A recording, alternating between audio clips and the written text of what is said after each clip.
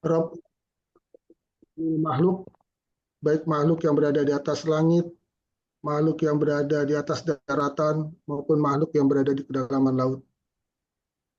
Rob tempat kita berbakti dan mengabdi, Rob tempat kita menyampaikan segala ketidakmampuan diri, Rob yang satu-satunya resah dan gelisah kita adukan kepadanya. Yang segala permasalahan hidup kita tumpukan pemecahan kepadanya. Atas izin dan belas kasih Allah, Allah mudahkan kita untuk bisa bermuajahah, bersilaturahim, sekaligus mengkaji ayat-ayatnya di awal Ramadan ini, Ramadan 1446 Hijriah. Salam dan selawat semoga senantiasa tercurah pada sosok figur uswatun hasanah, yaitu Rasulullah SAW, serta keluarga, sahabat, dan pengikutnya yang setia di akhir zaman. Iwan Bidin rahimakumullah, hari ini kita alhamdulillah ya sudah memasuki bulan suci Ramadan, merupakan hari pertama.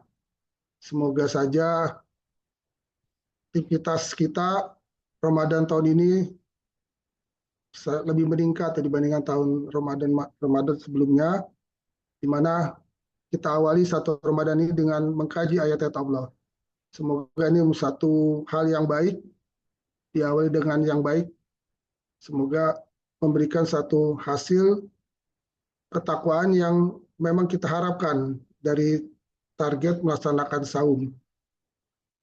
Kita sudah berulang kali ketemu Ramadan, tentunya tidak ingin Ramadan tahun ini sama kualitasnya dengan tahun-tahun sebelumnya. Karena itu mudah-mudahan ini langkah awal yang baik, yaitu tanggal 1 Ramadan kita sudah mulai coba untuk melakukan kajian. Kebetulan untuk hari ini kita akan mencoba untuk mendiskusikan atau membahas terkait dengan konsep kerasulan dari aspek teologis maupun historis. Nah, untuk masalah teologis ini artinya ketuhanan, di mana tentu kalau kita bicara teologis dari sudut aspek agama kita ya, agama Islam, karena teologis ini bisa umum ya, bisa juga ketuhanan dalam konsep non-Muslim, tapi tentu yang kita bahas adalah teologis secara Islam. Nah, ketuhanan dalam Islam itu berarti kita membahas tentang eksistensi Allah, eksistensi ketuhanan, yaitu eksistensi Allah, bicara tentang tauhid. Kenapa ini kok bisa nyambung ke konsep kerasulan, ketauhidan ini?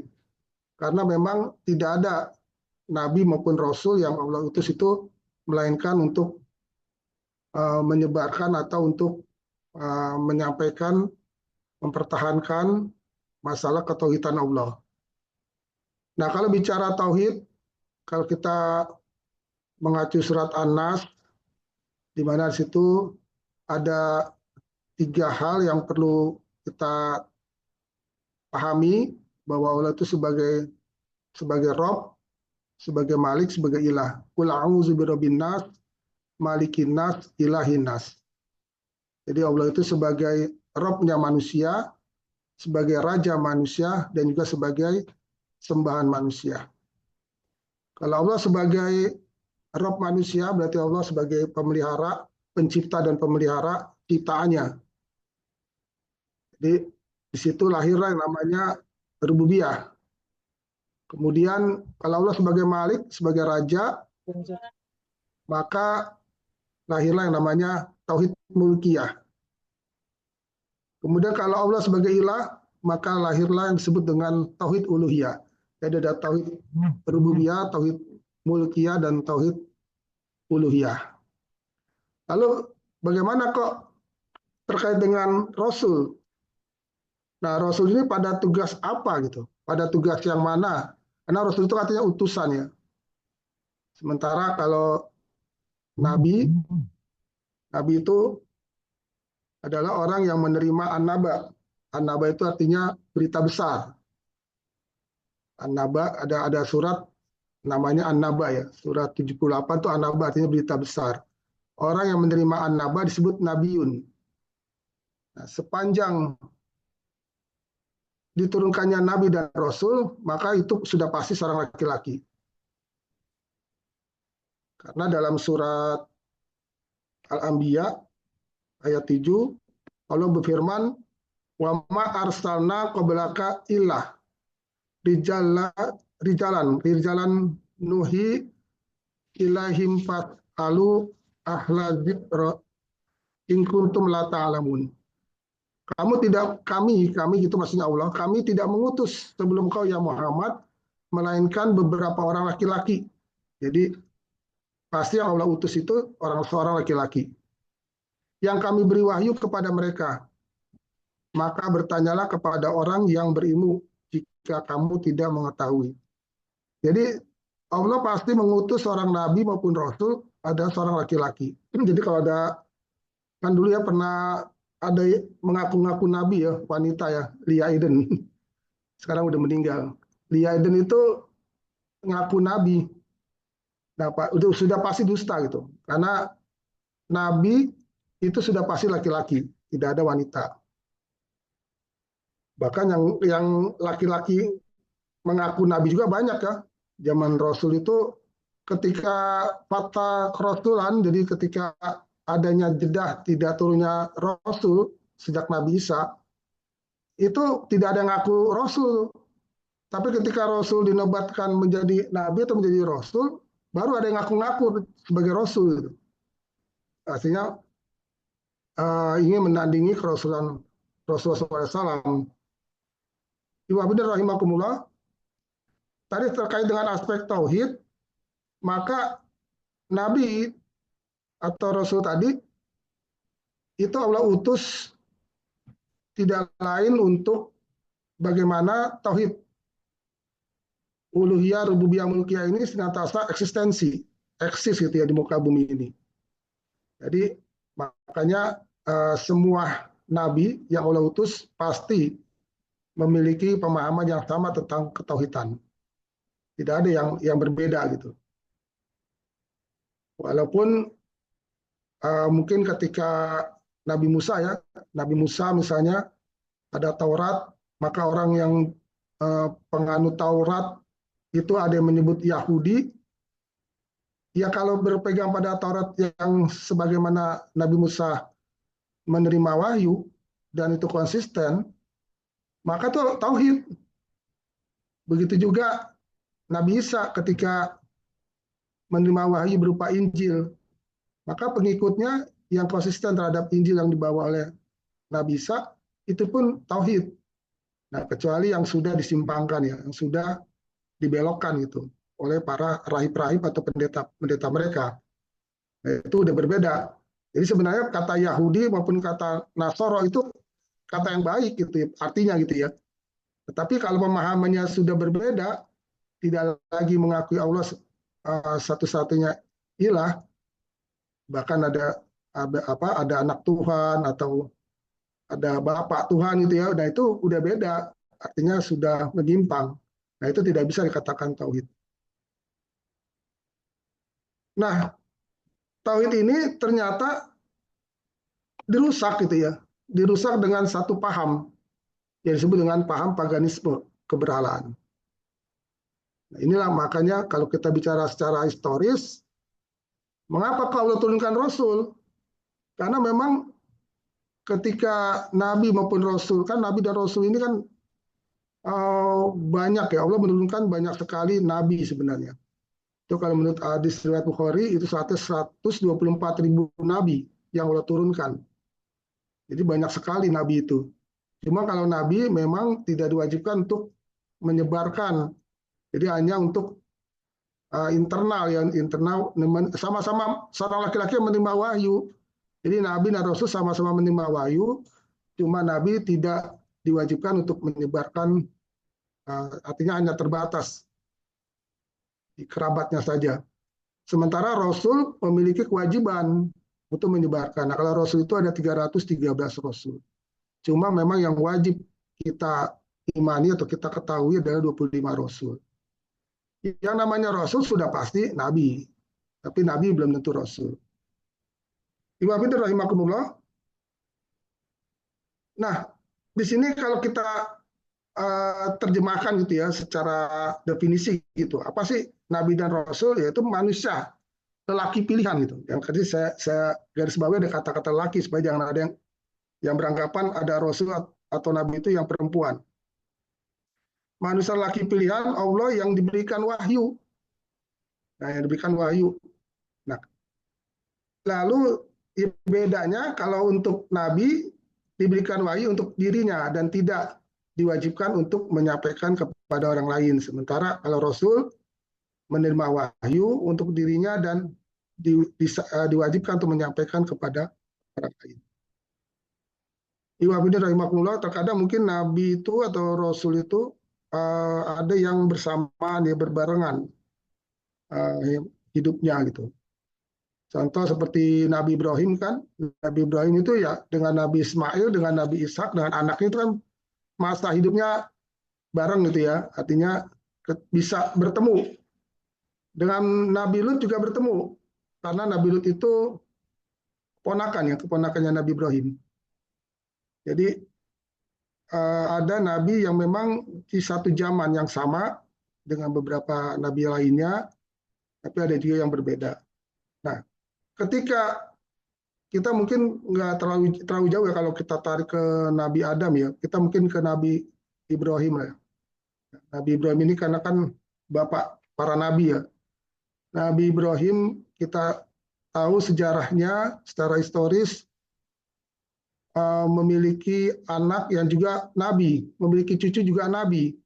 Jadi banyak yang keturunannya nabi. Bani Israel itu adalah turunan dari Nabi Yakub. Yakub itu artinya nama lain dari Israel. Nah, Yakub sendiri adalah cucu dari Nabi Ibrahim, karena Yakub adalah anak dari Nabi Ishak. Nah, ternyata dari keturunannya Nabi Ishak itu banyak sekali nabi di bawahnya. Bahkan yang tadi dikatakan 124.000 nabi itu memang banyak dari Bani Israel. Bayangkan kaum Bani Israel itu pernah membunuh nabi, dalam sehari bisa 300 nabi dibunuh. Luar biasa itu. Makanya terkenal di beberapa ayat, kita sering membaca beberapa ayat bahwa masa itu artinya kaum Bani Israel itu sering membunuh para nabi. Nah, para nabi yang mana? Yaitu nabi-nabi yang tadi yang Allah utus sampai ribuan tadi, 124.000 yang banyak memang diutus di Bani Israel. Nah, kemudian bagaimana sampainya Islam atau sampainya pemahaman tauhid ke Mekah? Nah, sejak Nabi Ibrahim menempatkan anaknya, yaitu Nabi Ismail, yang juga seorang nabi, yang bersama dengan ibunya Hajar ya. Jadi ini sejarah yang begitu kita pahami gitu ya, yang sangat sering dibahas ketika hari raya Kurban misalnya ya, di mana Nabi Ibrahim menempatkan istrinya yang kedua Hajar itu di Mekah yang pada saat itu kondisinya betul-betul dalam keadaan sepi, tidak ada manusia, tidak ada kehidupan di Mekah itu, yang dulu namanya Bakah. Nah, ketika Nabi Ibrahim menempatkan istri dan anaknya, memang Nabi Ibrahim pernah berdoa supaya tempat ini menjadi ramai gitu. Maka doanya dijabah, dikabulkan oleh Allah. Nah, satu ketika dari negeri Yaman itu ada namanya Bendungan Ma'rif, itu jebol. Bendungannya jebol, banjir. Nah, akhirnya mereka keluar dari Yaman. Nah, ketika dia keluar, Yaman itu kan bagian selatan Arab ya. Jadi Jazirah Arab itu selatannya dari Yaman. Nah, ketika terjadi banjir Bendungan Ma'rif jebol itu, maka penduduk Yaman keluar dari Yaman mencari tempat yang lebih baik. Nah, ketika mereka keluar dari Yaman, maka ada yang ke Mekah, ada ke Madinah. Nah, yang ke Mekah ini adalah suku Jurhum. Nah, sementara yang ke Madinah itu adalah suku Aus dan Khazraj. Nah, itu makanya jika bakalnya di Madinah atau Yastrib itu ada suku yang namanya Aus dan Khazraj, itu adalah suku yang bersaudara itu, sama-sama dari Yaman. Makanya di Yastrib itu sebelum adanya Aus dan Khosraj sudah ada juga tuh suku lain, ada juga suku Yahudi. Nah, di situ ada suku Yahudi, ada suku Aus dan Khosraj dari Yaman. Nah, suku Yahudinya siapa? Suku-suku apa itu yang kita kenal? Ada 3 suku Yahudi besar, yaitu Bani Nazir, Quraiza, dan Koinuko. Jadi itu adalah sukunya orang Yahudi. Kenapa kalau orang Yahudi bisa ada Yastrib duluan gitu? Karena itu sejarah yang panjang gitu ya. Sejarah yang panjang di mana mereka Yahudi itu yang memegang Taurat meyakini bahwa nanti ada satu tempat kota ya yang namanya nanti ya Yastrib itu nanti berubah menjadi Madinah, itu merupakan Majratul Nabi gitu loh. Majratul Rasul artinya tempat hijrahnya Nabi atau Rasul yang terakhir itu Nabi Muhammad. Nah, makanya mereka tahu ini tempat ini nanti akan menjadi tempat hijrahnya Nabi gitu loh. Sehingga mereka bermukim di sana, bermukim di Madinah yang dulu namanya Yastrib. Dan mereka berharapnya ya Nabi yang diturunkan dan terus diutus oleh Allah itu adalah Nabi dari Bani Israel atau Nabi dari keturunan Yakub atau dari ibunda Sarah gitu, bukan dari ibunda Hajar gitu. Nah ternyata qadarullah bukan dari Yakub atau bukan dari Bani Israel, bukan dari anak Nabi Ibrahim, bukan dari istrinya Sarah, tapi dari istrinya Hajar. Dalam hal ini adalah keturunan Nabi Ismail. Nah, itu yang membuat mereka akhirnya tidak beriman. Walaupun mereka tahu bahkan kan di ayat dikatakan bahwa Bani Israil itu mengenal Rasul seperti mengenal anaknya sendiri gitu. Artinya karena dia tahu dari Taurat itu tentang kriteria Rasul yang semuanya kriteria itu ada semua melekat pada Nabi Muhammad SAW. Namun mereka tidak beriman karena aspek keturunan gitu loh. Di mana Hajar itu adalah istri Nabi Ibrahim yang asalnya dari budak. Jadi mereka padahal nggak ada gitu ya, nggak ada artinya tidak ada alasan yang kuat gitu loh. Apa iya karena asalnya budak kemudian jadi tidak beriman kalau anaknya jadi nabi gitu ya. Nah itu kan apalagi ini keturunan-keturunan yang sudah jauh ya, keturunannya udah berlapis-lapis itu jauh sekali. Nah itu jadi alasan bagi mereka Bani Israel. Memang Bani Israel memang dari dulu memang terkenal pembangkang gitu ya. Walaupun dia tadinya merindukan akan turunnya Rasul, ya, tapi harapan mereka Rasul itu dari kalangan mereka. Ternyata Allah menurunkan Rasul dari Nabi Ismail, bukan dari keturunan Nabi Ishak.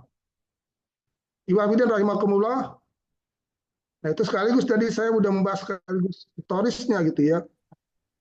Nah kenapa itu Allah turunkan Rasulnya di Mekah gitu? Nah Nabi terakhir maksudnya. Kenapa diturunkan di Mekah? Yang seringnya kan dulu itu turunnya di Palestina atau di Sam. Ya dulu kan Sam itu 4 negara ya sekarang ini ya.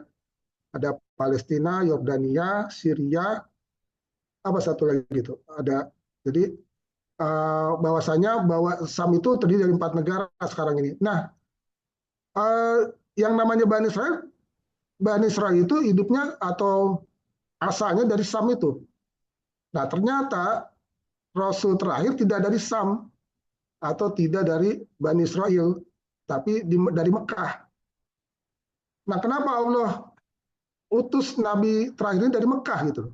Bukan seperti biasanya kalau dari, nah termasuk Nabi Ismail ya, Nabi Ismail walaupun Nabi Ismail itu hidupnya lama di Mekah, tapi kan itu asalnya bukan dari Mekah Nabi Ismail. Nabi Ismail itu asalnya dari Babilonia, karena dia adalah anak dari Nabi Ibrahim. Nabi Ibrahim itu lahirnya di Babilonia, dari Irak gitu ya. Kemudian pernah hijrah ke Palestina. Nah, kemudian dibawa lagi hijrah ke Mekah. Nah, di Mekah inilah Nabi Ismail kemudian tumbuh besar. Kemudian datanglah tadi suku pengungsi dari Yaman, dari Jurhum. Nah, ketika Nabi Ibrahim datang mengunjungi istri dan anaknya di Mekah, kemudian ada perintah membangun Ka'bah, maka disitulah ada rumah suci Islam, yaitu yang dikunjungi manusia seluruh dunia. Nah, pada saat itu berlaku namanya Milah Ibrahim. Apa tuh Milah? Beda Milah dengan Adin. Kalau Adin itu lebih lengkap, lebih luas. Kalau Milah itu lebih kepada aspek ritual. Jadi ibadah-ibadah ritual. Nah, ketika Nabi Ibrahim wafat pun, mestinya orang yang ingin selamat, artinya yang ingin mempertahankan tauhid, maka harus menjalankan milah Ibrahim. Tapi ternyata setelah Nabi Ibrahim kemudian dilanjutkan Nabi Ismail, yang kemudian Nabi Ismail juga wafat, nah mestinya itu orang yang hidup pada saat itu tetap berpegang teguh pada milah Ibrahim. Namun sayang, ternyata ini dikotori, dirusak dengan paganisme, dengan keberhalaan. Siapa yang merusak? Nah, orang pertama kali yang merusak adalah Amr bin Luhai. Siapa tuh Amr bin Luhai? Dia adalah raja dari Yaman yang sebenarnya sudah turun-temurun. Ya, yang tadi suku Jurhum itu yang yang datang dari Yaman kemudian bermukim di Mekah.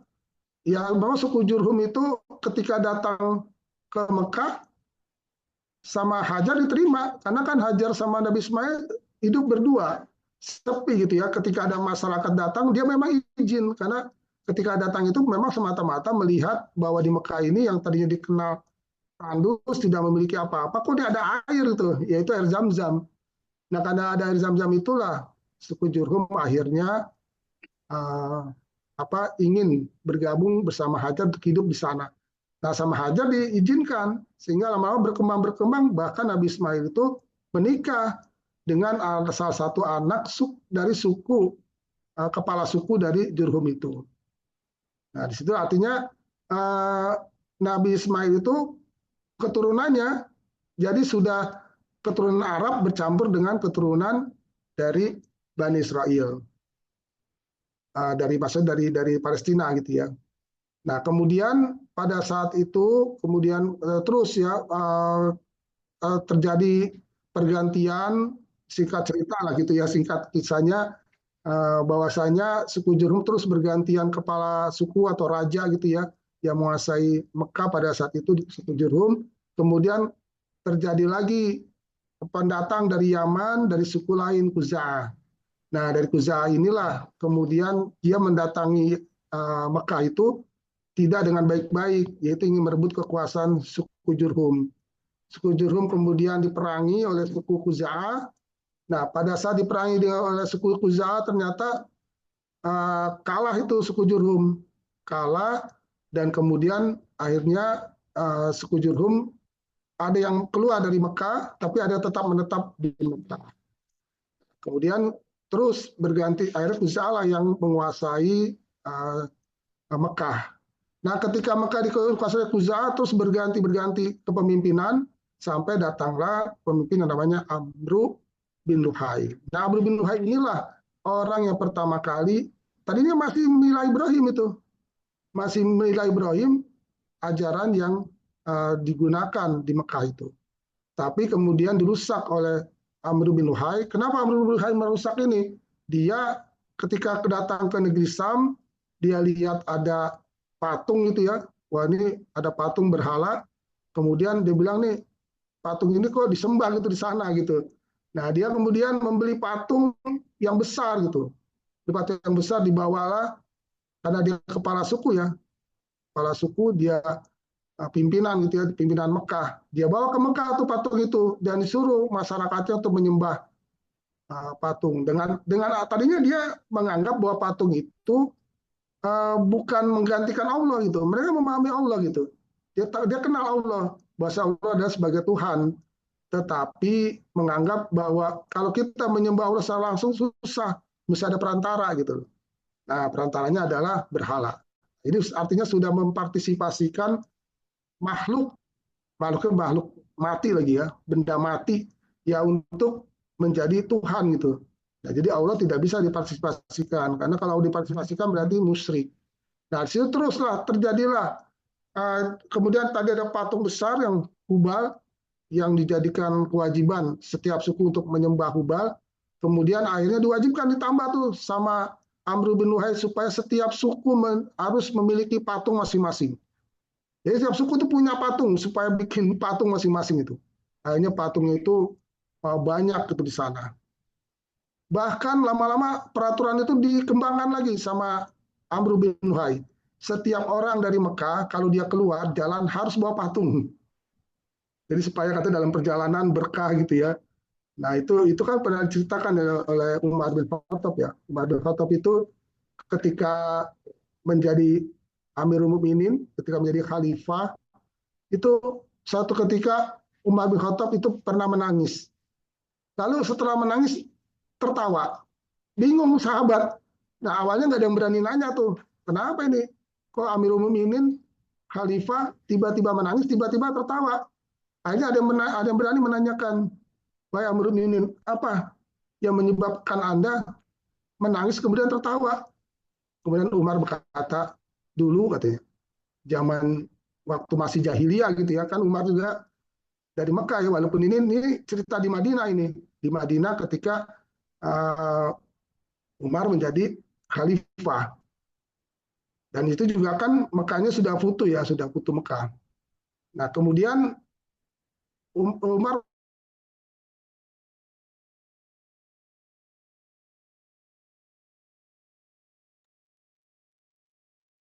Mohon maaf, Ustadz, apakah terputus? Putus. Putus ya? Baik-baik, saya coba hubungi kembali sebentar.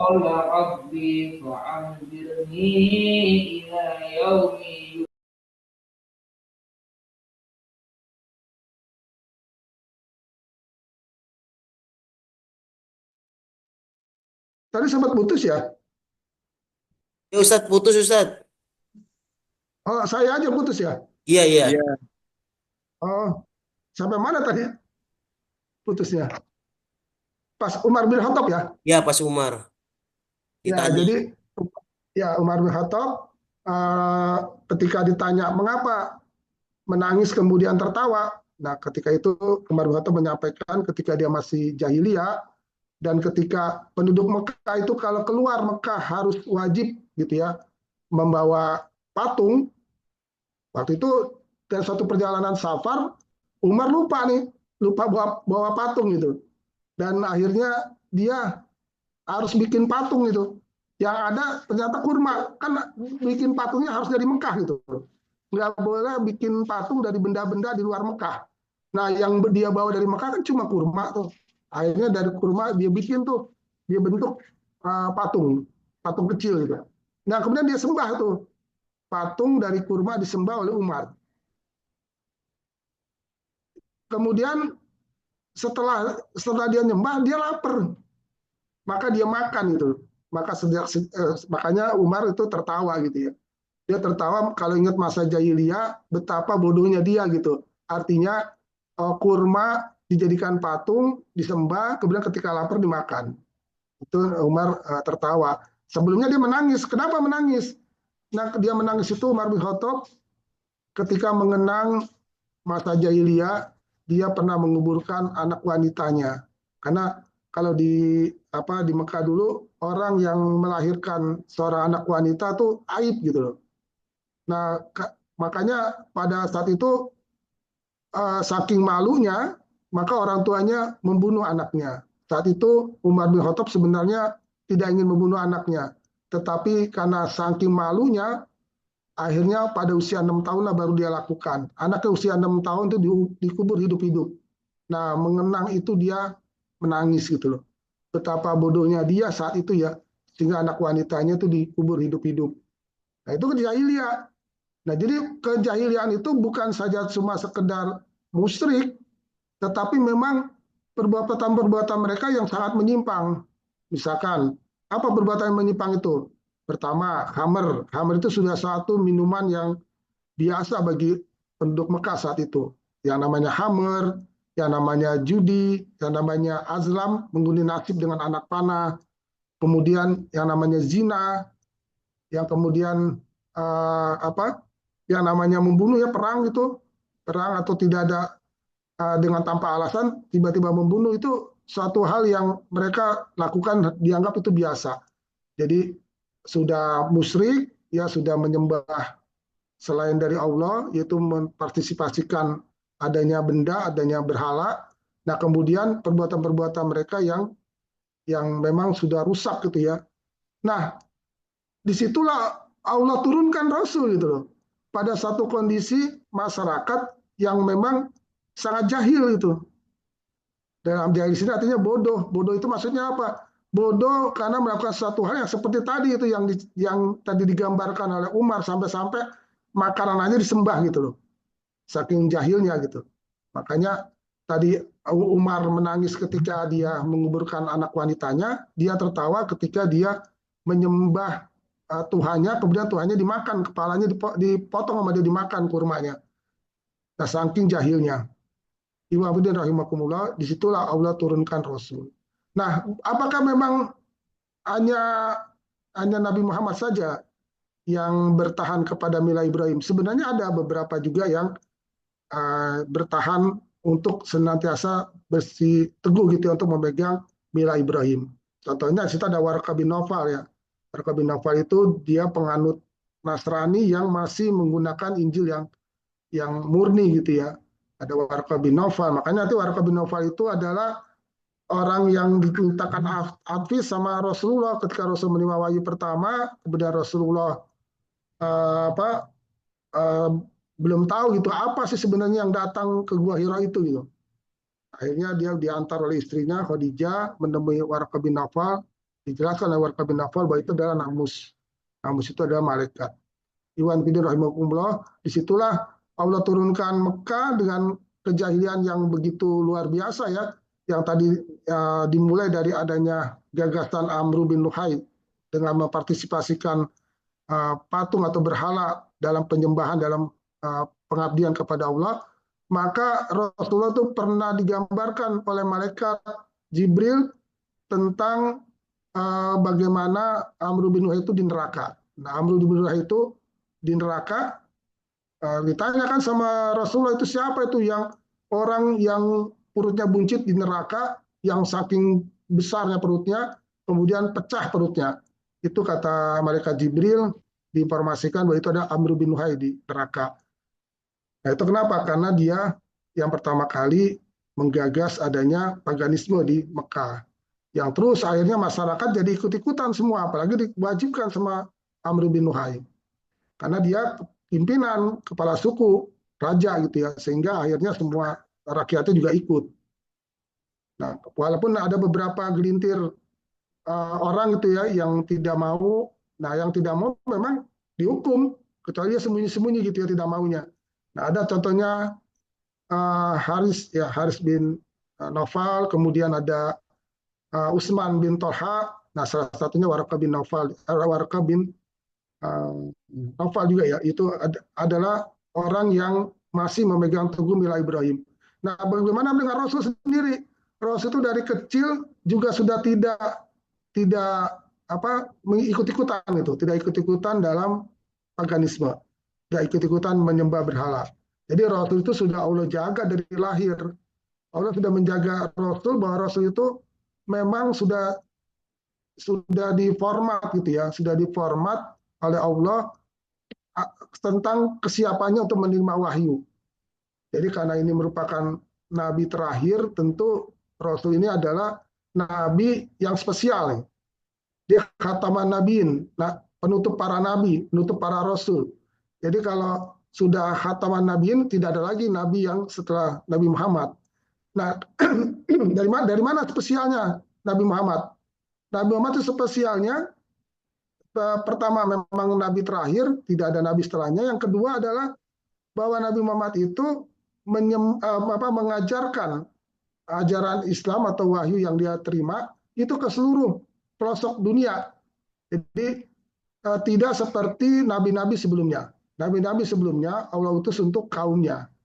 Nah, beda dengan Nabi Muhammad SAW itu untuk diperintahkan menyebarkan Islam ke seluruh dunia. Makanya ketika nanti Islam itu eksis di Madinah, maka Nabi Muhammad menyebarkan Islam tidak hanya di Madinah, tidak hanya di Mekah, tapi di beberapa kerajaan dunia, bahkan Romawi, Persia yang menguasai adik kuasa dunia pada saat itu didakwai oleh Nabi Muhammad. Kenapa? Karena memang perintahnya adalah untuk menyebarkan Islam karena rahmatan lil alamin. Jadi menyebarkan Islam ke seluruh dunia. Ya beda dengan nabi-nabi yang sebelumnya, kayak Nabi Isa. Nabi Isa hanya di Bani Israel, makanya salah tuh kalau ada orang Kristen, orang Nasrani kalau menyebarkan Nasrani di Indonesia gitu ya, karena tidak diperintahkan menyebarkan Kristen atau Nasrani itu selain di luar dari Palestina gitu. Jadi hanya di tempatnya Nabi Isa aja gitu, tidak boleh menyebar ke tempat lain gitu. Nah, Iwan bin rahimakumullah, mungkin nanti yang lebih lengkapnya kita akan bahas ya tentang bagaimana aspek Rasul ini ketika nanti kita melihat lebih dalam lagi tentang kepemimpinan ya, tentang leadership Rasulullah. Sekarang kita baru pengantar dulu nih, kenapa kok Allah turunkan Rasul gitu, turunkan Nabi. Nah itulah karena ingin supaya manusia itu kembali kepada tauhid. Nah memang bukan tauhid, kembalinya bukan kepada milah Ibrahim lagi, tapi sudah kepada ajaran terakhir. Karena kan Al-Quran itu tasdik ya, tasdik artinya membenarkan terhadap kitab-kitab sebelumnya. Dan juga Islam itu Al-Quran itu menyempurnakan dan juga membenarkan kitab Taurat, Zabur, Injil itu dibenarkan. Jadi bukan berarti turunnya Al-Quran itu menyalahkan itu ya. Al-Quran tidak menyalahkan Zabur, tidak menyalahkan Injil, tidak menyalahkan Taurat itu. Tapi membenarkan isi Taurat, Zabur, Injil itu dibenarkan. Tetapi disempurnakan, selain dibenarkan juga disempurnakan. Nah karena Al-Quran ini sudah disempurnakan dan sudah membenarkan dan dia menyempurnakan, maka kita nggak perlu lagi berpegang kepada kitab-kitab sebelumnya. Udah kita cukup pada kitab terakhir ini Al-Quran. Nah, itu. Nah, jadi nggak perlu lagi kita harus berpegang lagi pada Injil, walaupun ada Injil Barnabas itu ya, Injil asli gitu ya, nggak perlu, cukup kepada Al-Quran saja gitu. Nah juga tidak perlu kepada Taurat gitu ya, yang misalnya orang Yahudi masih bersikap memegang Taurat gitu ya, walaupun Tauratnya juga sudah di ini kan, sudah menjadi Talmud kan, yang sudah dirusak, Taurat itu sudah dirusak, tidak lagi asli. Nah, Iwan bin rahimakumullah, nah dengan turunnya Rasul Nabi Muhammad dengan membawa wahyu yaitu Al-Quran, maka kita berpegang teguh pada Al-Quran. Al-Quran itu dilengkapi dengan hadis. Nah, oleh karena itu tidak ada lagi kita merasa berarti agama yang benar ada 3 gitu, agama samawi, ada Yahudi, Nasrani, Islam gitu, enggak ya. Agama itu cuma satu, termasuk ajaran cuma satu, ajarannya ajaran tauhid. Ya sejak Nabi Adam pun yang dibawa adalah tauhid, ketauhidan sama. Nah kemudian Nabi Ibrahim tadi ada milah Ibrahim. Nah milah Ibrahim ketika sudah turunnya Nabi Muhammad sudah nggak perlu lagi pakai milah Ibrahim, pakailah ajaran Nabi Muhammad yang melengkapi milah Ibrahim, yang juga menyempurnakan. Nah itu Iwan bin rahimakumullah. Kemudian memang beberapa rasul ada yang disebut dengan ulul azmi. Nah ada beberapa rasul yang dikatakan ulul azmi, itu rasul-rasul yang dikenal sebagai rasul yang sabar gitu ya, yang tingkat kesabarannya tinggi, yang cobaan tantangannya cukup besar gitu. Rasul-rasul azmi itu siapa aja? Ada Nabi Muhammad SAW, ini dari belakang nih ya, dari bawah. Yang kenapa Nabi Muhammad SAW itu ulul azmi? Karena itu besar gitu ya cobaan dan tantangannya. Nanti saya sampaikan ada beberapa perbedaan ketimbang nabi-nabi lain selain Nabi Muhammad. Nabi Isa, Nabi Musa, Nabi Nuh, Nabi Ibrahim. Jadi ada 5 nabi yang disebut dengan ulul azmi. Ini nabi ini memang luar biasa semua cobaannya, tantangannya berat. Ya, Nabi Ibrahim berat ya, ketemu dengan Raja Namrud. Nabi Nuh berat gitu ya. Masyarakatnya tidak mau menerima, dakwanya 950 tahun. yang dia mampu islamkan cuma tidak lebih dari 80-an, nggak nyampe 100 itu. Nah, kalau nggak nyampe 90 berarti kan 10 tahun cuma 1 orang ya. Dakwanya 950 tahun. harusnya kan kalau 10 tahun satu aja, mestinya kan 95. Ini kan nggak nyampe segitu, cuma 80-an. Berarti betapa sulitnya tuh Nabi Nuh itu berdakwah. Nabi Musa ketemu Firaun, berat cobaannya. Nabi Isa juga begitu, ya karena kaumnya yang memang terkenal kaum pembunuh para nabi. Nah, begitu kan Nabi Muhammad.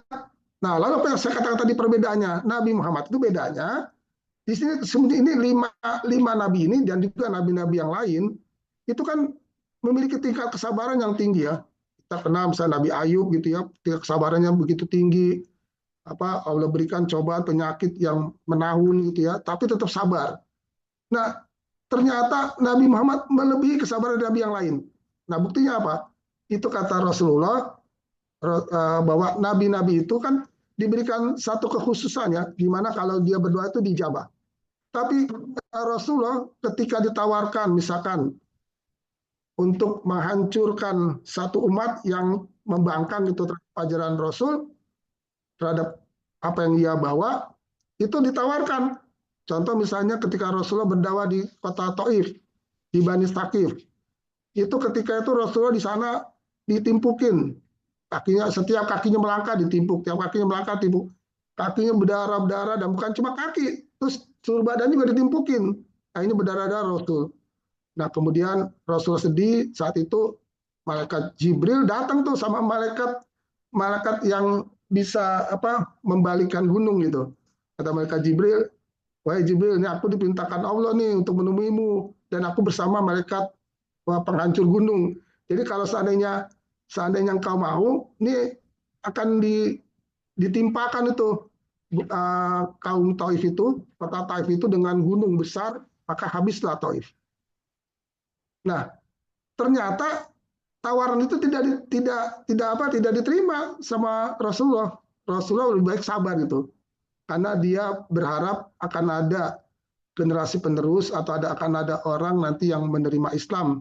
Ternyata betul, lahirlah dari Taif itu Abu Hurairah, yang dikenal dengan sahabat Nabi yang banyak meriwayatkan hadis. Nah, begitu bukti gitu bahwa Rasulullah itu sabar. Bagaimana dengan nabi-nabi lain kan? Nabi-nabi lain kan ada yang karena Nabi itu kalau sudah doa dijabah, maka ditawarkan tuh solusinya apa ketika doa sebagai solusi, kemudian ketika itu diambil gitu ya, maka bisa hancur. Contoh kaum Nabi Lut kan, Nabi Lut itu ya akhirnya diazab dengan hujan batu. Kemudian kaum Samud, ya kaum Nabi Soleh, itu juga kan diazab. Kenapa? Karena memang mereka membangkang itu. Mereka membangkang ketika menantang itu ya. Buktinya mana kamu itu sebagai nabi gitu loh. Nah, kalau seandainya kamu bisa mengeluarkan dari batu itu unta betina, nah maka saya akan beriman. Begitu tuh kata penduduk Samud. Nah, akhirnya Nabi Soleh berdoa kepada Allah. Ya kan doanya mustajab kan Nabi itu. Ternyata didatangkan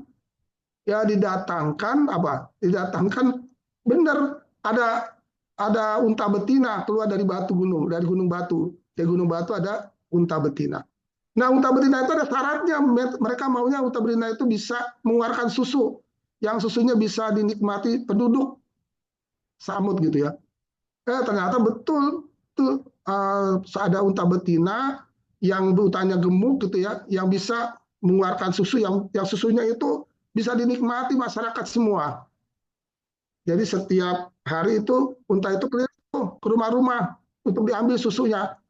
Itu kan satu mujizatnya Nabi Soleh. Tapi ternyata udah mujizatnya ditampakkan, tetap aja nggak beriman. Nah, akhirnya Allah turunkan azab.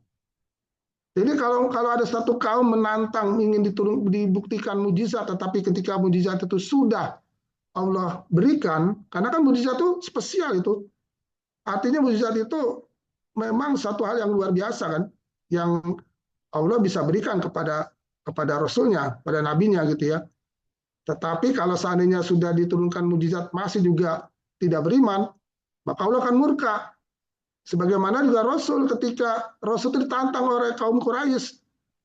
Jadi orang Quraisy menantang, kalau benar-benar kamu itu nabi, coba dong buktikan gitu. Buktikan nih. Kan kalau nabi-nabi punya mujizat tuh. Ya seperti Nabi Musa punya tongkat gitu ya. Eh, Nabi-nabi lain ada atau Nabi Isa gitu ya yang bisa mengobatkan atau bisa menghidupkan orang mati. Nah, maka Nabi Muhammad ditantang itu orang Quraisy mintanya aneh-aneh. Apa? Kalau kamu benar-benar nabi, mana mujizatnya? Karena memang saat itu mujizatnya Rasul hanya Al-Qur'an. Saat itu ya saat orang Quraisy minta gitu. Maka orang Quraisy minta apa? Dia minta satu, suburkan Mekah ini. Mekah yang tandus jadi subur. Dua, maka kata orang Quraisy, hidupkan nenek moyang kami. Jadi para nenek moyang kami dan hidupkan juga Qusay bin Kilab. Qusay bin Kilab itu kakeknya Nabi yang kelima itu, yang ke atas yang kelima gitu ya. Nah itu hidupkan mereka gitu. Jadi, nah itu permintaan mereka yang nggak masuk akal. Dan yang ketiga yang lebih nggak masuk akal. Ya mereka minta supaya tampakkan wujud Allah gitu. Nah jadi coba tampakkan wujud Allah itu seperti apa.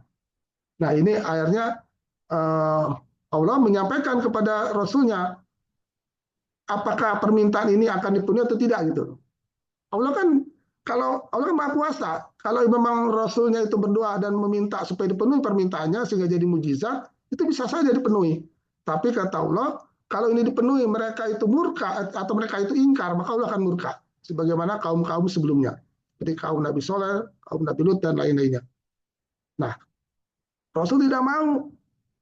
Jadi mereka Jibril menyampaikan tuh kepada Rasul, pada Nabi Muhammad, ini ada dua pilihan. Apakah kamu sabar? Apakah kamu sabar dalam arti tetap aja kalau mereka minta mujizat yang aneh-aneh, itu udah tidak usah dipenuhi, kamu sabar aja menghadapi permintaan mereka. Atau yang kedua, dipenuhi permintaannya, tapi jika mereka tetap tidak beriman, maka habis Mekah. Nah, Rasulullah karena tahu kisah-kisah nabi-nabi sebelumnya, yang dimana umatnya itu Allah habiskan gitu ya, seperti Nabi Nuh dengan banjir, Nabi Lut dengan hujan batu, Nabi Soleh dengan gempanya. Nah maka Rasulullah tidak. Rasulullah lebih memilih sabar. Rasulullah memilih sabar. Makanya Rasulullah mengatakan nabi-nabi sebelum aku itu, karena kan doa tadi Nabi itu mustajab, maka kata Rasulullah doa Nabi itu dipakai di dunia, maka doa aku gunakan untuk akhirat. Jadi ada doa Nabi yang tidak digunakan untuk di dunia, digunakannya di akhirat. Beda dengan nabi-nabi sebelumnya. Artinya makanya saya bilang Rasulullah SAW itu lebih sabar, lebih spesial gitu ya, ketimbang nabi-nabi yang lain.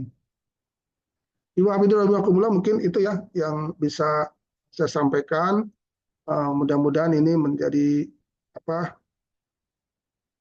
pengetahuan dan juga menambah keimanan kita tentang keyakinan bahwa Rasul Nabi itu memang Allah sudah utus, Allah turunkan gitu ya. Dan memang ada beberapa yang mengatakan kenapa nggak malaikat aja yang turun gitu ya. Wah, kenapa nggak malaikat harus Nabi?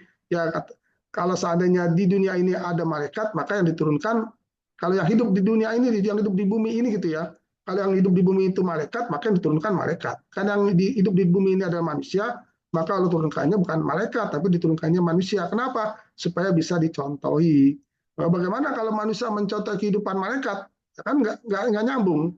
Jadi ada kan permintaan orang Quraisy yang aneh-aneh gitu, nanyanya gitu ya. Kenapa kok tidak malaikat yang turun untuk jadi nabi? Kenapa kok manusia gitu, seperti kita-kita gitu. Justru kalau seandainya bukan sosok manusia, bagaimana menjadi uswatun hasanah ya, menjadi contoh. Kan nabi itu menjadi contoh. Nah, ternyata Allah turunkan manusia supaya bisa dicontohi. Tapi kalau misalnya yang diturunkan malaikat, ya nggak bisa dicontoh. Karena itu menambah keyakinan kita bahwa benarlah Muhammad SAW itu seorang nabi, seorang rasul yang membawa wahyu. Demikian yang bisa saya sampaikan. Mudah-mudahan bisa bermanfaat bagi kita semua. Mohon maaf atas segala keterbatasan dan kekurangan. Bila bisa bihak. Assalamualaikum warahmatullahi wabarakatuh. Waalaikumsalam warahmatullahi wabarakatuh. Dipersilahkan Untuk sahabat rumah dakwah, bagi yang ingin bertanya kepada Ustadz Samsul terkait materi Untayan Fajar pada pagi hari ini, bisa melalui raise hand ataupun bisa langsung bertanya kepada Ustadz Samsul. Tafadol, sahabat rumah dakwah. Oke, di kolom chat Ustadz ada 2 pertanyaan sepertinya.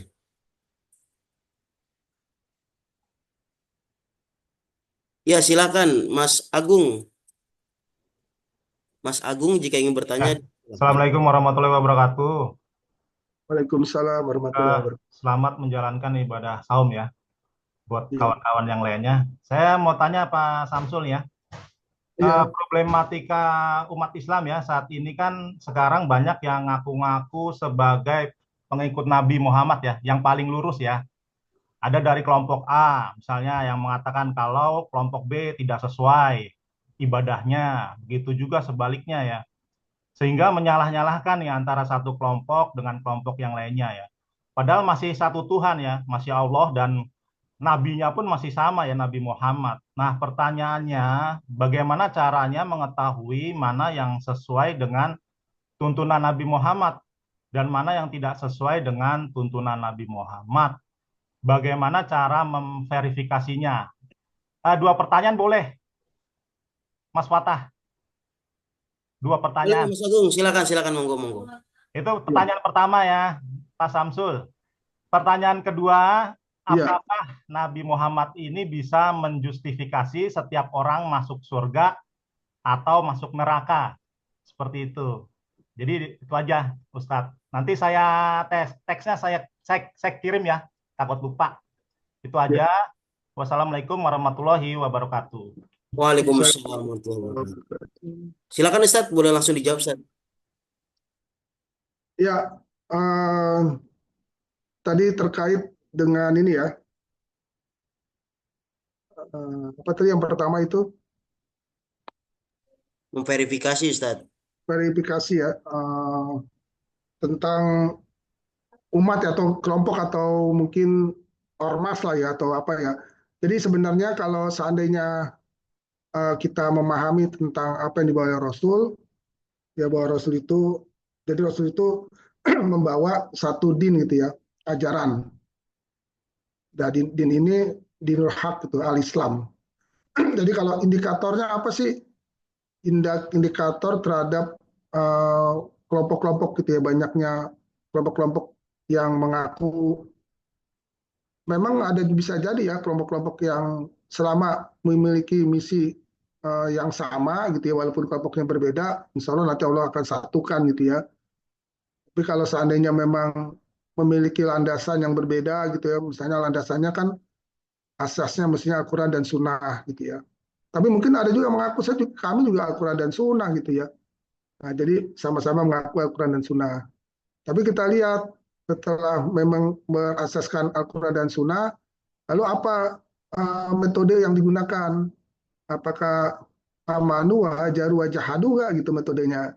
Karena kan di situ salah satu metode ya, artinya beriman, kemudian berhijrah. Apa tuh hijrah? Hijrah itu belum tentu hanya sekedar hijrah tempat ya, tapi minimal hijrah kolbu ya.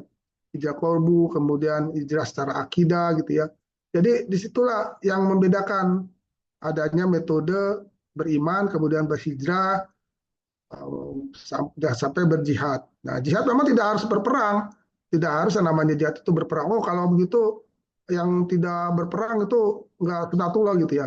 Tidak harus yang namanya jihad itu berperang. Memang perang itu adalah jihad ya, tetapi bukan berarti jihad itu hanya perang. Lalu apalagi misalkan yang menjadi indikator untuk benarnya gitu ya. Nah, kemudian kita lihat apakah masih menjalankan gitu ya sesuai dengan syariat yang dibawa gitu, yang disampaikan oleh Rasulullah. Karena mungkin saja ada beberapa syariat-syariat yang diterapkan atau dipraktekkan yang tidak sesuai dengan contoh Rasulullah. Nah, mestinya kita juga tidak segampang itu, tidak semudah mengkafirkan kelompok lain gitu ya. Karena atau belum tentu yang mengatakan mengkafirkan itu benar. Jadi masing-masing silakan aja memiliki apa memiliki apa selama asasnya itu memang Al-Quran dan Sunnah, kemudian tidak menyimpang gitu ajarannya, artinya ajarannya misalkan jangan sampai ada satu kelompok gitu ya yang mengatakan misalnya tidak perlu sholat zaman sekarang gitu ya, itu kan udah keluar dari rel. Nah misalkan itu ada pemahaman yang menurut kita ini nggak cocok gitu ya dengan syariat Islam.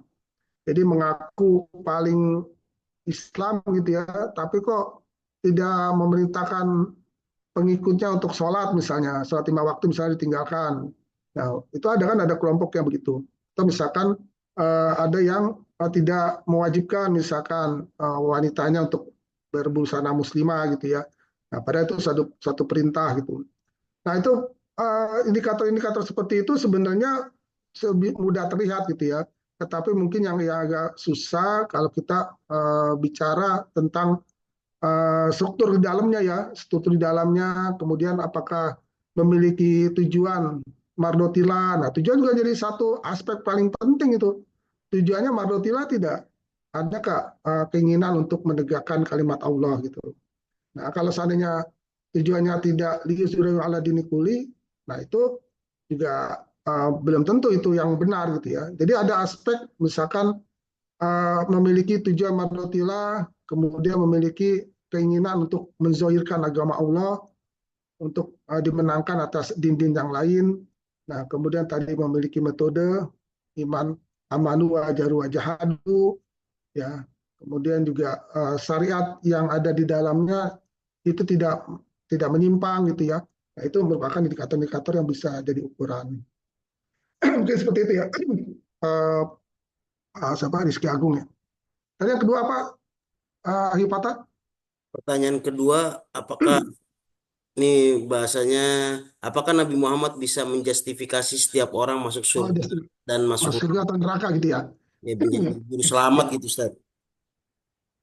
Ya sebenarnya Rasulullah Muhammad itu, Nabi Muhammad SAW itu tidak bisa menjustifikasi selama memang, kalaupun Rasulullah memang ada kan beberapa Rasul itu menunjuk ya sahabat kamu masuk surga, kamu masuk surga, kamu masuk surga. Itu bukannya Rasulullah sendiri yang menunjuk, itu memang Rasulullah menerima wahyu dari Allah. Jadi karena wahyu sampai kepadanya, karena wahyu itu ada yang berupa Al-Quran, ada wahyu itu berupa hadis. Jadi yang namanya hadis itu memang dari Allah juga gitu loh. Contoh misalnya Abu Bashirin bin Jannah, ada 10 orang dijamin masuk surga. 10 orang dijamin masuk surga itu bukannya Rasulullah sendiri maunya Rasul yang nunjuk gitu, tapi dari Allah gitu. Ya siapa itu Abu Bashirin bin Jannah, itu ada Abu Bakar As-Siddiq, ada Umar, ada Utsman, ada Ali. Jadi 4 khulafaur Rasyidin itu masuk semua tuh ke dalam Abu Bashirin bin Jannah, 10 orang dijamin masuk surga. Ada Abdurrahman bin Auf, kemudian ya ada Abdurrahman bin Auf, ada Thalha bin Ubaidillah, ada Zubair bin Awam, ya kemudian ada Ada Sa'ad bin Abi Waqqas, ada Said bin Zaid, ada satu lagi siapa tuh? Abu Ubaidah bin Jarrah. Nah, jadi 10 orang yang masuk surga itu memang merupakan bukannya justifikasi dari Rasul sendiri gitu, tapi sudah dapat informasi dari Allah. Nah, itu misalkan begitu juga yang neraka tadi, justifikasi misalnya kok tadi misalnya Abdul bin Luhai di neraka. Nah, itu kan juga bukan dari Rasul sendiri, tapi dapat informasi dari malaikat Jibril. Jadi kalau Rasul itu menyampaikan ada ya orang nanti banyak sekali ya, ada yang sampai betisnya Ibnu Mas'ud tadi udah disampaikan tuh, betisnya Ibnu Mas'ud tuh nanti masuk surga atau ada di surga gitu loh. Nah, termasuk terompahnya Bilal ada di surga gitu. Itu kan semua informasi-informasi yang Rasul terima gitu dari Allah. Jadi sehingga itu justifikasinya ya pasti benar. Artinya apa yang disampaikan Rasul itu bukanlah ramalan gitu ya. Bukan ramalan, karena kalau ramalan kan bisa benar bisa salah. Tapi satu yang benar. Jadi satu benar memang karena terjadinya akan datang seakan-akan ramalan gitu loh. Tapi itu sebenarnya informasi yang akurat yang Allah berikan, itulah satu kemuliaan seorang nabi ya. Jadi Allah berikan informasi itu kepada nabi yang kemudian Nabi sampaikan kepada umatnya. Sehingga seakan-akan itu Rasul sendiri yang menjustifikasi, padahal bukan. Jadi itu bukannya Rasul yang menjustifikasi, tetapi memang itu informasi yang disampaikan oleh malaikat Jibril, artinya informasi dari Allah melalui malaikat Jibril. Apapun itu, baik tadi tentang surga maupun tentang neraka. Itu kan banyak sekali kan yang Rasulullah sampaikan kan, tentang misalnya umat Islam nanti akan merebut Kisra, akan merebut kerajaan Romawi. Ternyata betul itu kan terjadi gitu.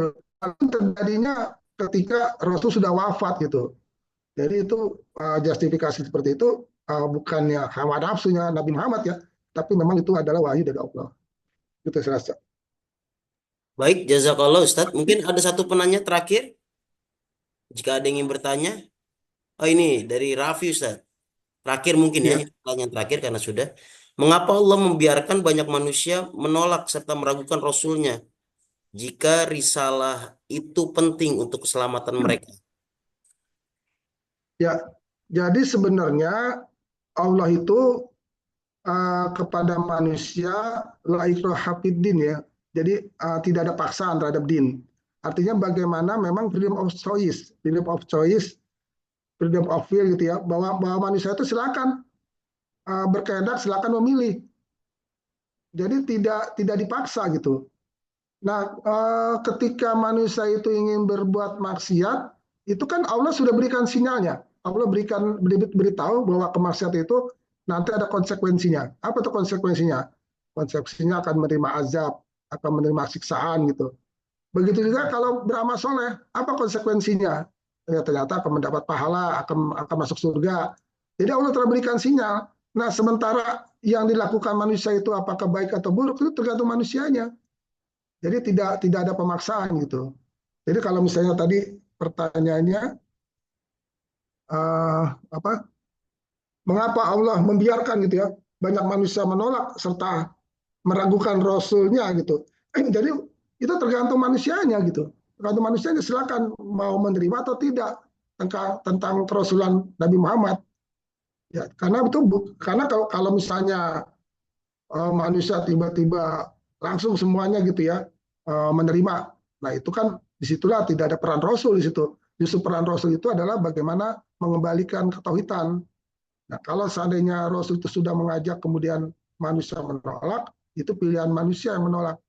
Ya, Rasul juga tidak bisa memaksa gitu. Ini loh Islam hanya memberitahukan memberikan berita gembira kan, mengabarkan berita gembira dan juga memberikan berita tentang kabar buruk yaitu siksaan kalau seandainya menentang. Jadi memberikan berita gembira dan juga memberikan peringatan itu kan tugas Rasul. Jadi tidak ada tugas Rasul itu memaksa ya atau mengharuskan gitu ya. Bahkan untuk terkait dengan itu kan itu datangnya dari Allah hidayah. Nah hidayah itu juga kan tidak bisa Rasul sendiri yang menentukan. Nah, jadi begitu. Jadi memang tergantung manusianya. Jadi manusia kalau sudah mendapat sinyal-sinyal kebaikan ya, contoh nih misalkan nih ada satu tokoh Quraisy ketika dia ditunjuk oleh kaum Quraisy untuk mendatangi Rasulullah ketika Rasulullah itu sudah dibujuk oleh orang Quraisy melalui Abu Thalib untuk menghentikan dakwanya. Jadi Abu Thalib itu tadinya pamannya sendiri oleh orang pemuka Quraisy karena paman itu adalah yang melindungi Rasul, karena ini Rasul berdakwah dianggapnya sudah terlalu mengganggu penyembahan mereka terhadap berhala-berhala mereka, maka orang Quraisy itu minta Abu Thalib untuk menghentikan keponakannya. Nah, Abu Thalib tadinya tidak mau, tetapi ternyata karena didesak terus Abu Thalib mencoba untuk menghentikan dakwah. Tapi apa kata Rasulullah? Seandainya mereka itu meletakkan matahari di sebelah kananku, ya di sebelah tangan kananku, bulan sebelah tangan kiriku, maka aku tidak akan hentikan dakwah ini. Sehingga Abu Thalib tidak pernah lagi melarang Rasul untuk menghentikan dakwah, silakan. Walaupun Abu Thalib tidak beriman. Lalu diutuslah Al-Walid bin Al-Mughirah. Nah, Al-Walid ini adalah orang yang dianggap cerdas, pandai gitu di antara mereka gitu. Diutus, kemudian mengajak debat kita pada Rasulullah. Ketika Al-Walid mengatakan bahwa apa yang disampaikan Rasul itu bukanlah wahyu gitu ya, segala macam ya. Jadi dianggap itu omong kosong gitu ya. Nah, ternyata Rasulullah hanya membacakan satu surat gitu ya. Kemudian ternyata Al-Walid merasa terenyuh gitu dengan surat itu gitu. Jadi dia tuh sebenarnya orang yang tadi diutus oleh Quraisy untuk sebagaimana menyadarkan Nabi Muhammad supaya berhenti dakwanya, ternyata awal sini tergugah gitu. Nah, ketika dia tergugah, dia kemudian balik kepada kaum Quraisy mengatakan bahwa ini bukan syair gitu loh yang dibawa Nabi Muhammad. Jadi ini bukan syair, ini bukan dongengan itu pasti ini benar itu wahyu. Jadi sebenarnya dia udah mengaku itu wahyu, tetapi ternyata Al-Wali sendiri nggak beriman. Nah, dia tetap kembali. Nah, itu kan artinya sinyal tentang dia itu sebenarnya menerima apa mengaku itu wahyu itu sebenarnya sinyal kan, sinyal bahwa dia itu sebenarnya bisa mendapat hidayah gitu. Tapi dia menolak ketika dia kembali ke kaum Quraisy, ketika dia mengatakan ini bukan syair, dia sendiri yang ngomong bukan syair karena dianggapnya ini syair. Aku adalah seorang penyair yang baik di antara kamu gitu. Dan ini bukan syair. Kalau dibilang ini adalah dongengan, ini juga bukan gitu. Jadi ternyata Al-Walid juga tetap tidak beriman. Nah, seperti itu. Baik, Mungkin seperti itu. Allah, Ya, terima kasihan Ustadz Samsul Bahri atas materinya pada pagi hari ini. Sekali lagi tadi disampaikan sangat menarik apa yang sudah diberikan oleh Ustadz Samsul Bahri. Semoga apa yang disampaikan oleh Ustadz menjadi amal jariah dan menjadi ilmu yang bermanfaat bagi kita semua. Tadi jadi catatan bagi kita semua bahwa mengapa Rasulullah manusia yang diutus ke muka bumi ini bukan malaikat atau bukan Allah langsung. Tadi seperti yang Ustaz Samsul sampaikan bahwa Rasulullah karena beliau adalah manusia akan menjadi suri tauladan bagi kita selaku manusia juga. Maka dari itu pada kesempatan kali ini mari sama-sama kita tingkatkan kecintaan kita kepada Nabi Muhammad SAW. Untuk menutup kegiatan kita pada pagi hari ini, dipersilakan Ustaz Samsul mungkin diberi waktu 30 detik atau 1 menit Ustaz memberikan nasihat terkait semangat baik dalam bidang berdakwah ataupun dalam bidang ibadah. Tafadhol Ustaz 1 menit Ustaz. baik Iwan Bini Rahimakumullah, karena ini awal Ramadan, mari sama-sama kita tingkatkan ya amal ibadah kita, kualitas ibadah kita nih, terutama kedekatan kita dengan Al-Quran, karena memang syahrul Ramadana unzila fil Quran hudan linnas wa bayyinatin minal huda wal furqan. Jadi Ramadan ini awal mulanya diturunkan Al-Quran. Bukannya Ramadan satu-satunya bulan turunnya Al-Quran ya, tapi awal mula turunnya Al-Quran. Jadi menjadi spirit lah bagi kita untuk mengkaji, membaca ayat, minimal membaca. Membaca itu juga pun tidak cukup ya. Qara'tumul Quran falam ta'malubi. Kalau kita baca aja tapi tidak diamalkan, kata Sayyidina bin Ahham itu adalah orang memiliki penyakit hati. Nah, oleh karena itu selain kita baca Quran di bulan Ramadan ini, marilah sama-sama kita mau mengkaji dan mengamalkannya. Ya, walaupun hanya sedikit ya, tapi kalau kita praktekkan, kita amalkan, insya Allah menjadi berkahan bagi kita semua. Dan terutama kalau terkait dengan perjalanan Rasul, tentu tidak bisa kita hanya membaca dari Al-Quran saja, tapi juga harus topang dengan hadis-hadis dan juga buku sirah dan juga tarikh. Saya rasa itu dari saya, mudah-mudahan kita bisa lebih baik lagi ke depannya, baik secara individu maupun secara kelompok atau secara keluarga kita ya, minimal kita memperbaiki diri, keluarga dan juga komunitas kita. Demikian. Jazakallah Ustaz, marilah sama-sama kita tutup kegiatan kita pada pagi hari ini dengan membaca doa kafaratul majlis. Subhanakallahumma rabbana wa Sebelum ditutup, mungkin boleh dibuka dulu kameranya untuk dokumentasi sahabat rumah dakwah semua. Bagi yang memungkinkan membuka kameranya, dipersilahkan membuka kamera. Baik, 3, 2, 1. Ya, slide satunya lagi.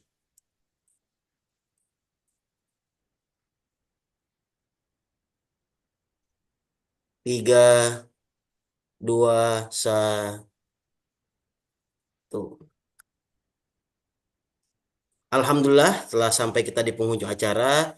Mari kita tutup dengan baca hamdalah. Alhamdulillahirabbil alamin. Wassalamualaikum warahmatullahi wabarakatuh.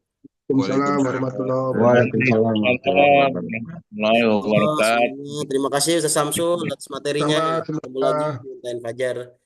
ya pamit semuanya mundur. Ya. Izin keluar.